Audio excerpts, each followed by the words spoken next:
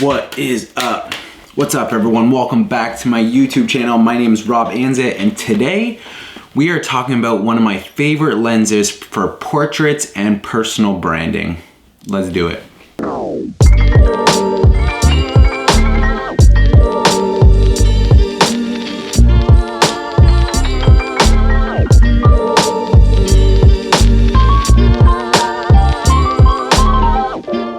So today we are talking about the almighty, the all great, the all powerful Sigma 35mm F1.4 art series lens. So in this video, I'm going to be touching on three main features on why I love this lens. One, its main feature is the wide open aperture and how tack sharp it shoots at 1.4.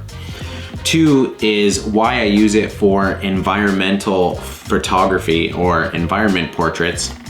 And three is when you're scaling your business from beginner to advanced or pro, and why this lens is so beneficial at the price point it is. So let's all talk about the main reason why I love this lens is because of the aperture, on how tack sharp my images look from transitioning from a zoom lens to a main prime lens.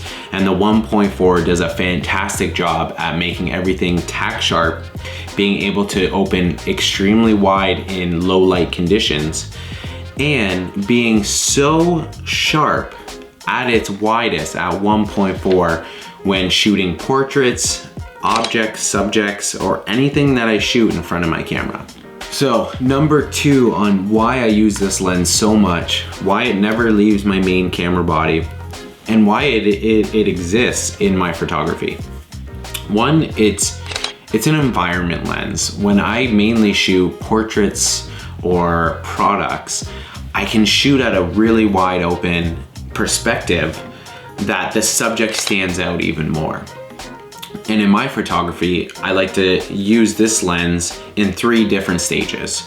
So I'll shoot my subject really far away, shooting it in a wide open space to leave a lot of empty space for advertising purposes or for this subject to be cropped in.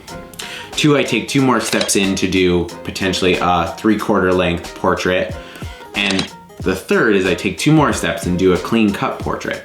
And I love this lens for that reason, because I can experience the whole environment and tell the story a lot better when I'm moving into those stages. And when my subject gets closer and closer, I'm identifying that subject in its environment. Another reason why I love this lens is because it makes me hungry to chase after the photo. Let me explain.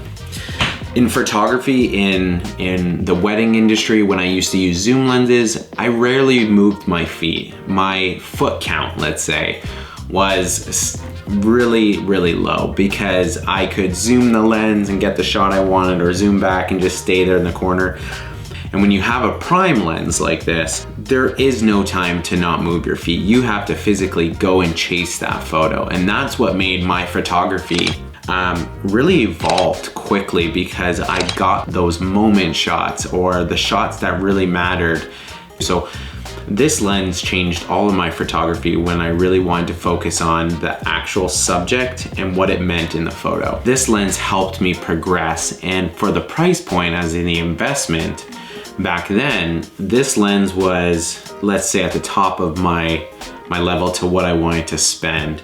For $1,000, it is expensive as a beginner. As a pro, not so much, because you're investing in your quality of the gear and the lenses to advance your photography and to charge more. So for myself and for beginners watching this, if you're saving for a lens and you're like, what lens do I pick to spend $1,000, which is a lot of money, and what lenses do I weigh? I would say this lens will always win in your favor for any style of photography. And if you're gonna spend the money of $1,000 on a quality lens that you can have for years, like myself, I would say the Sigma 35mm F1.4 will be your all-time favorite purchase that will never let you down, that would be the best investment for your career.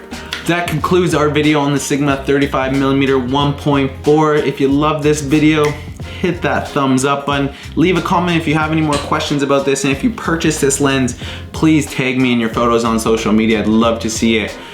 For everything else, I'll see you in the next video. See you later. Peace.